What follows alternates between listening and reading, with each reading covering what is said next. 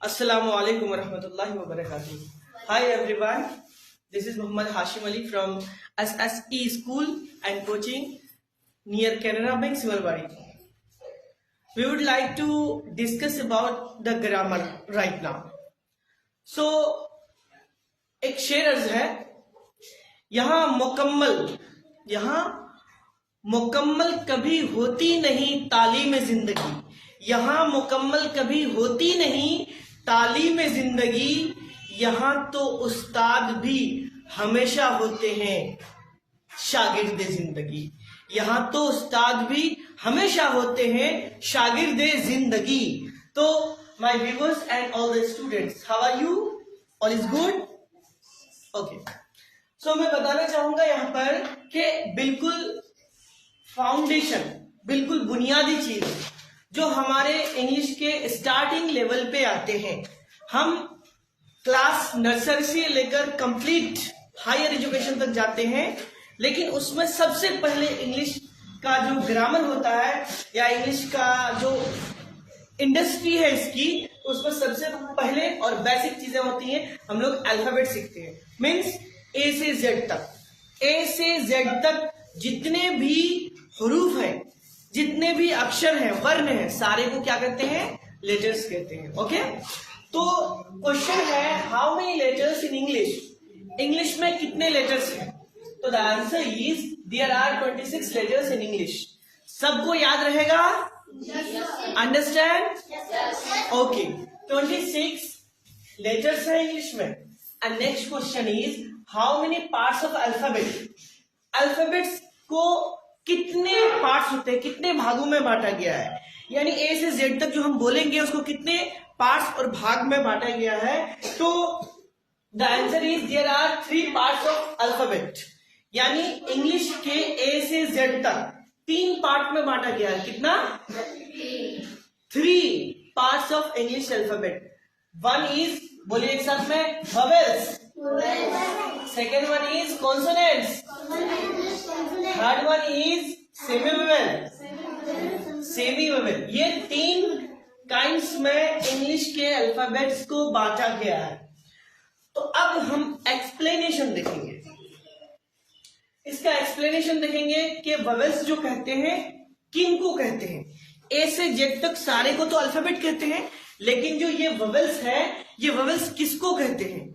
तो the answer is here, A E I O U, that is called vowels. A E I O U. Speak loudly, say loudly. A E I O U are called vowels. यानी आप हिंदी में समझें कि ए E I O you को vowels कहते हैं.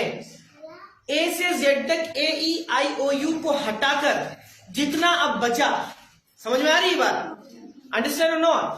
आई would like to understand you that vowels का काम खत्म, कॉन्सोनेंट आता है. यानी ए ई आई ओ यू के अलावे जितने भी लेटर्स हैं सारे कॉन्सोनेंट और सेमी वोवेल हैं. तो number 1 complete and 2 is consonant. Other than vowels and semi vowels is called consonant. मतलब क्या हुआ इसका? In short, A E I O you इसको छोड़कर और सेमी वोवेल डब्ल्यू और वाई को छोड़कर जितने भी लेटर्स होंगे सारे लेटर्स को कॉन्सोनेंट कहा जाएगा. Means A E I O you को छोड़ देंगे और डब्ल्यू और वाई को छोड़ देंगे. इसके अलावे जो बचेगा उन सभी को क्या कहेंगे? कॉन्सोनेंट. कॉन्सोनेंट्स. तो वोवेल्स और consonant has been finished now. So the next one is semi vowel. कहा है? W and Y are called semi vowel. Means W और Y ही है, सिर्फ दो, जिसे हम क्या कहते हैं? सेमी वोवेल कहते हैं. अंडरस्टैंड और not? Yes, completely. This very simple, बहुत आसान है, समझने के लिए बहुत आसान है. कि हम क्या कहते हैं कि ए से जेड तक जो 26 लेटर्स हैं, उन सारे 26 लेटर्स को हम डिवाइड करेंगे तो ए E I O you is vowel, vowel होगा। डब्ल्यू और वाई सेमी वोवेल होगा। बाकी के जो बहुत सारे हो गए, तो बाकी के जो भी बचेंगे सारे को हम क्या कह सकते हैं, कॉन्सोनेंट। अंडरस्टैंड और नॉट? यस। तो अब देखिए ए ई आई ओ यू कितने लेटर्स हो गए, 5। And semi vowels W and Y कितने हो गए, 2। 2 + 5 9। कौन बोला 9?